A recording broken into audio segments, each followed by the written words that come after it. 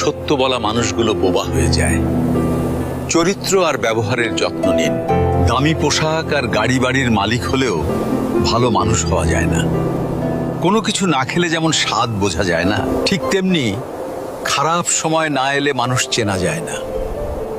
কষ্ট মানুষের সারা জীবন থাকে না, কিন্তু কষ্টের সময়ে মানুষের ব্যবহারগুলো সারা জীবন মনে থাকে। কিছু রাস্তা আপনাকে একাই যেতে হবে।